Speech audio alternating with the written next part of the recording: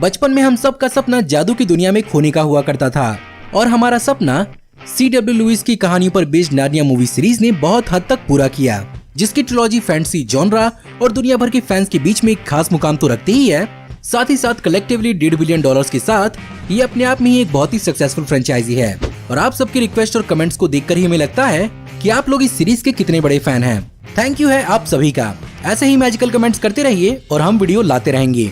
तो चलिए आज आपकी और हमारी खातिर चलते हैं फिर से उसी मैजिकल दुनिया में और जानते हैं 15 अमेजिंग, माइंड ब्लोइंग और awesome the chronicles of Narnia series facts, वो भी बहुत ही भारी भरकम स्पॉयलर्स के साथ, जहां पर आप जानेंगे कि इस सीरीज को लिखने के लिए राइटर C.W. लुइस कहां और कैसे इंस्पायर्ड हुए थे, क्या क्या कनेक्शन है लॉर्ड ऑफ द रिंग्स और नार्निया सीरीज का, क्या नार्निया सीरीज के बच्चों के लिए C.W. लुइस सचमुच के बच्चों से इंस्पायर्ड थे और नार्निया सीरीज की अगली मूवी या टीवी शो कब, कहां और कैसे आने वाली है। ये और बहुत कुछ आपका इस वीडियो में इंतजार कर रहे हैं, तो देर किस बात की। हे गाइस, मेरा नाम है पंकज सागर और आपका स्वागत है गेमों को हिंदी के एक और फ्रेश वीडियो में। Now without wasting any more time, let's get started. The chronicles of Narnia movie series based है इसी नाम के बुक सीरीज पर, जिसे ब्रिटिश ऑथर C.S. लुइस ने लिखा था और इस सीरीज को पब्लिश किया गया था 1950 से लेकर 1956 तक, जब C.S. लुइस अपनी 50s की उम्र में थे।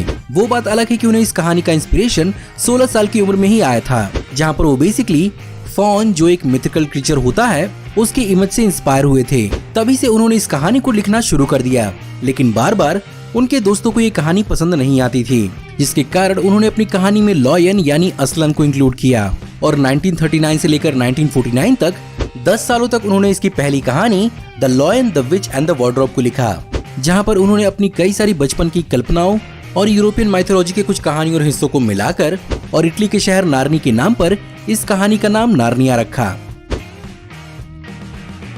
इस सीरीज को पहले डायरेक्ट करने का जिम्मा हॉलीवुड के फेमस डायरेक्टर गियर्मो देल टोरो को दिया जा रहा था, पर गियर्मो देल टोरो ने इस प्रोजेक्ट को इसीलिए छोड़ दिया क्योंकि उनके हिसाब से असलान के जिंदा होने का कोई पॉइंट नहीं था, क्योंकि ऐसी कुर्बानी का क्या फायदा जिसमें आप वापस आ ही जाएं। लेकिन उनके लॉजिक की वजह से बुक्स के भी इवेंट्स को बदला नहीं जा सकता था, जिसके कारण इस मूवी को एंड्रयू एडम्सन ने डायरेक्ट किया।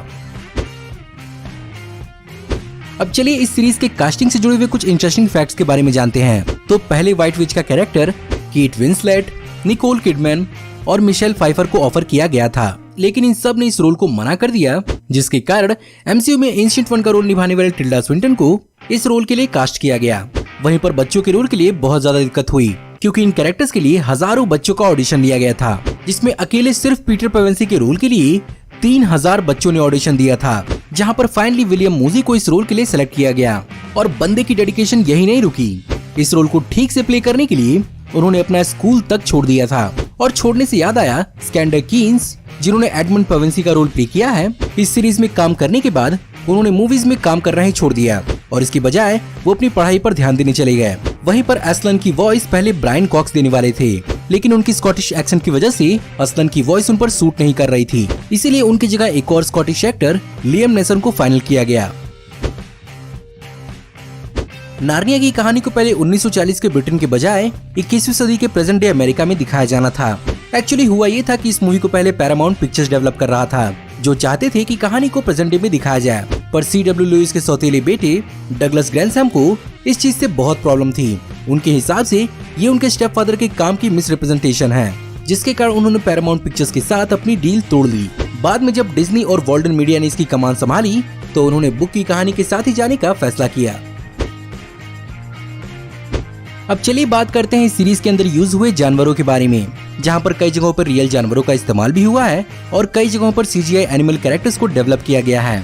जैसे कि पहली मूवी के अंदर दिखे वुल्फ्स में से कई सारे वुल्फ्स को CGI से बनाया गया था, वहीं पर 10 रियल वुल्फ्स को भी सेट पर इस्तेमाल किया गया था। वहीं पर आइस क्वीन की स्लेड को खींचने वाले रेनडियर्स के लिए असली रेनडियर्स का इस्तेमाल किया जाना था, जहाँ पर न्यूजीलैंड से रेनडियर्स को इम्पोर्ट करने का प्लान किया गया था, लेकिन अमेरिका की ministry of agriculture and forestry ने इस चीज के लिए उन्हें मना कर दिया, क्योंकि उस समय अमेरिका में जानवरों के बीच फैलने वाला क्यू फीवर बहुत ही तेजी से फैल रहा था, जिसके कारण यहाँ भी CGI का ही इस्तेमाल किया गया।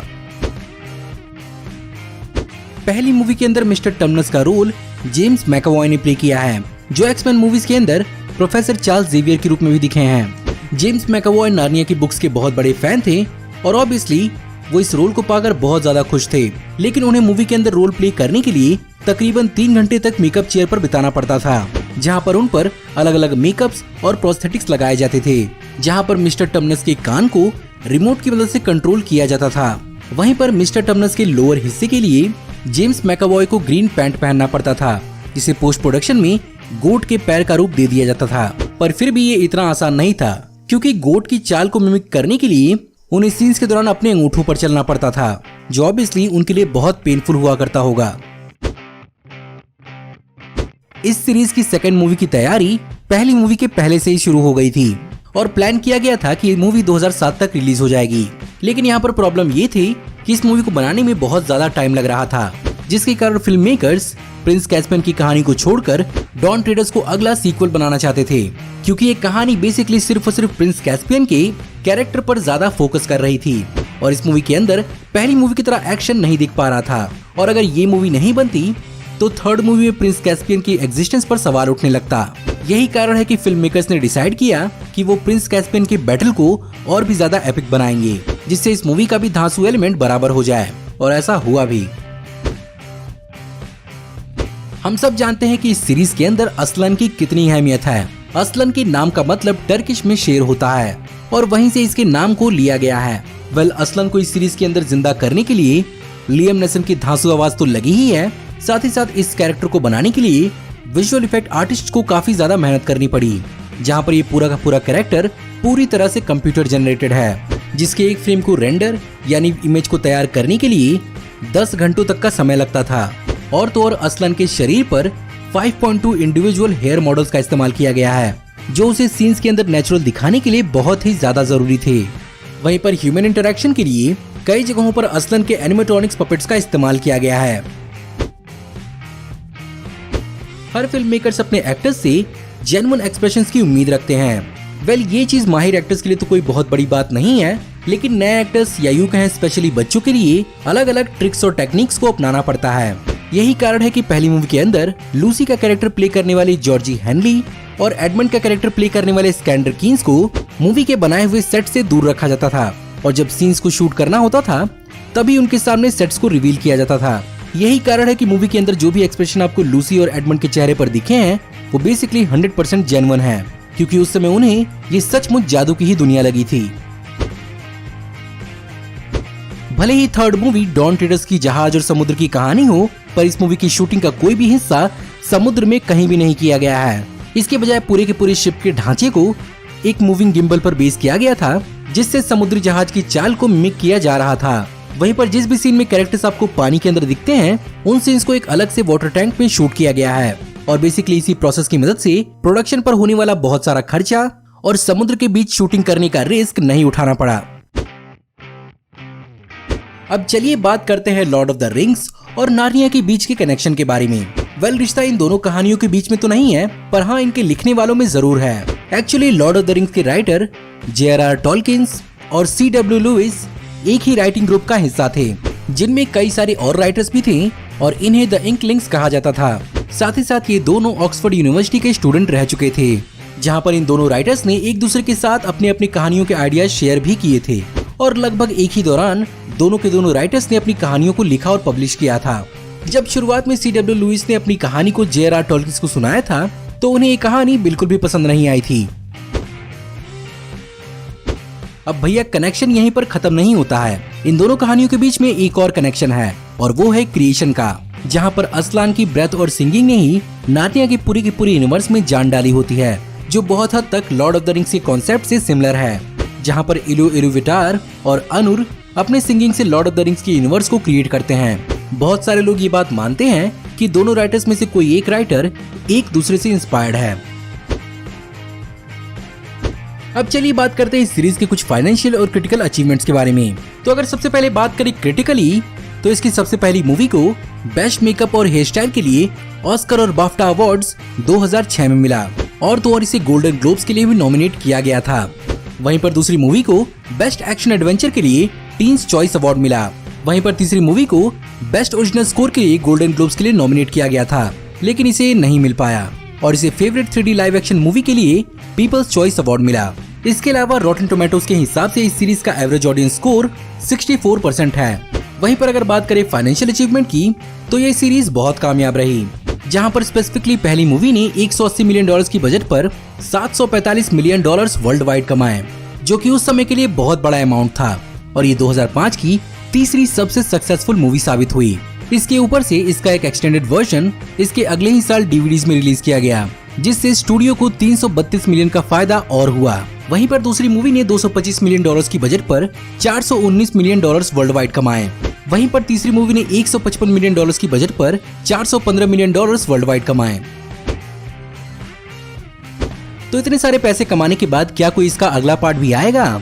बिल्कुल आएगा। वेल, एटलीस्ट रिपोर्ट्स के हिसाब से तो ऐसा माना ही जा सकता है, जहां पर 2011 में बॉर्डन मीडिया के साथ नार्निया का कॉन्ट्रैक्ट खत्म हो चुका है, जिसके कारण CW लुइस की कंपनी ने मार्क गॉर्डन की कंपनी के साथ हाथ मिलाया था, जहां पर बेसिकली नार्निया सीरीज की बुक द सिल्वर चेयर पर मूवी बननी थी। और ये बेसिकली नार्निया फ्रेंचाइजी की एक रीबूट होने वाली थी। और 2017 में जो जॉशन को हायर किया गया था इस नई मूवी को डायरेक्ट करने के लिए, लेकिन इसकी अभी तक कोई भी लेटेस्ट अपडेट नहीं आई है। वहीं पर 2018 में CW लुइस की कंपनी ने नेटफ्लिक्स के साथ भी पार्टनरशिप की है, जिसके कारण हमें नेटफ्लिक्स पर नार्निया से जुड़े हुए टीवी शो या मूवी दिख सकते हैं। अब देखना ये होगा कि ये रिपोर्ट्स कब सच साबित होते हैं।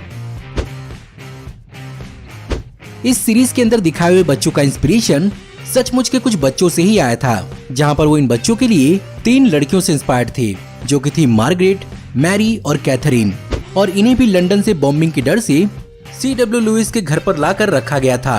वहीं पर लूसी का इंस्पिरेशन उन्हें ओवन बारफील्ड की बेटी लूसी से आया था, जिसे वो अपनी बच्ची की तरह प्यार करते थे और उनके लिए वो हमेशा कहानी पढ़ा करते थे। तो गाइज, ये थे 15 अमेजिंग और mind blowing the chronicles of Narnia fact. सबसे पहले मैं आप सबको थैंक यू बोलना चाहूंगा, क्योंकि आज हमारे चैनल पर 50,000 सब्सक्राइबर्स हो चुके हैं और आप अपना ऐसा ही जबरदस्त सपोर्ट बनाए रहिए और ऐसे ही ऑसम वीडियोस इस चैनल पर आती रहेंगी। पर साथ ही साथ मैं चैनल पर कुछ और नई चीजें भी करने वाला हूँ, तो अगर आप उन सारी चीजों को मिस नहीं करना चाहते हैं तो हमारे चैनल को सब्सक्राइब करिए, बेल वाले आइकन को दबाइए और हमारी वीडियोस को बिना मिस के भी एंजॉय करते रहिए। अगर आपको ये वीडियो थोड़ी सी पसंद आई हो तो इस वीडियो को लाइक करना मत भूलिएगा। इस वीडियो में मैंने कई जगहों पर CS लुइस को CW लुइस कहा है। आई एम रियली सॉरी आपको थोड़ा सा कंफ्यूज करने के लिए। बाय द वे, मैंने उनका सही नाम नीचे के लेफ्ट हैंड साइड कॉर्नर में लिखा है। बाकी आपको इस सीरीज के कोई और फैक्ट्स मालूम है तो मुझे कमेंट में जरूर बताइएगा। साथ ही साथ अगर आप चाहें तो इस वीडियो के लिंक को अपने दोस्तों ग्रुप्स के बीच में जितना हो सके उतना शेयर करें। Thank you for watching. See you in the next video. Till then take care, good bye.